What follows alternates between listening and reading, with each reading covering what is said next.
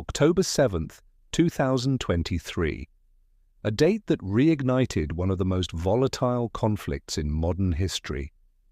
In just hours, the region was engulfed in a war that would leave Part 1.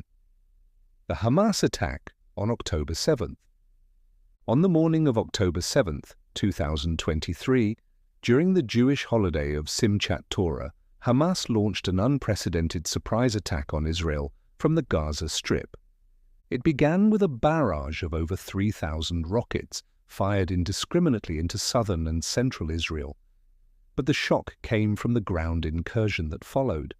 Using paragliders, motorcycles, and breaches in the border fence, hundreds of Hamas fighters infiltrated Israeli towns, military bases, and kibbutzim near Gaza. They targeted civilians, soldiers, and police, leading to horrific scenes of mass killings and hostage-taking. By the end of the day, over 1,200 people in Israel were dead, including women, children, and foreign nationals. Around 250 hostages were taken into Gaza, an act that would become central to the unfolding conflict. Hamas called it Operation Al-Aqsa Flood, saying it was in retaliation for years of occupation, the Gaza blockade, and Israeli actions at Al-Aqsa Mosque. But for Israel, this was a red line. Part 2. Israel's response. Just hours after the attack, Israeli Prime Minister Benjamin Netanyahu declared, "Israel is at war." The Israeli military launched Operation Iron Swords, striking hundreds of targets across Gaza. The goal: destroy Hamas's infrastructure, eliminate its leadership, and rescue the hostages.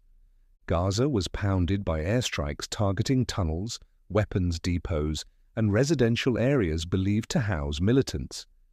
But the density of Gaza meant civilian casualties mounted quickly. Within days, Israel had cut off electricity, fuel, and water to Gaza, triggering a humanitarian catastrophe. The ground invasion followed by late October, with Israeli troops entering northern Gaza, sparking intense urban warfare.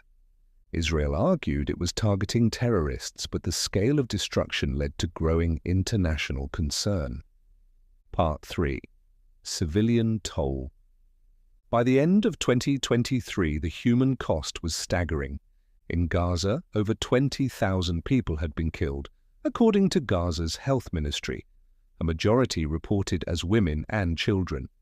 Entire neighborhoods were leveled, hospitals were overwhelmed, and over 1.8 million Palestinians, nearly 80% of Gaza's population, were displaced. In Israel, the pain was also deep.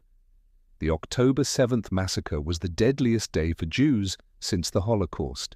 Entire families were lost. Survivors lived in trauma, while hostage families waited in agony for any news. Both sides suffered, but civilians bore the brunt. Part 4. Global reaction. Footage. UN meetings, protests, world leaders' speeches, refugee aid. The world watched in shock. The United States and European allies quickly condemned Hamas and backed Israel's right to defend itself. President Biden visited Israel and sent military aid. But as civilian deaths in Gaza rose, calls for restraint grew louder. Arab nations, including Egypt, Jordan, and Saudi Arabia, criticized Israel's bombardment and pushed for a ceasefire.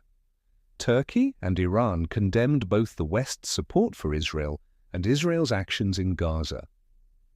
Massive protests erupted worldwide, in London, New York, Paris, Jakarta, and across the Middle East. People demanded a ceasefire and an end to the decades-long oppression of Palestinians. At the United Nations, resolutions calling for humanitarian pauses or ceasefires were vetoed or stalled. Aid convoys struggled to enter Gaza due to Israeli blockades and logistical chaos. Meanwhile, international NGOs warned of war crimes on both sides, and human rights groups pushed for accountability. Part 5. A war with no clear end. By early 2024, the war had entered a new phase, drawn out, deadly, and politically complicated.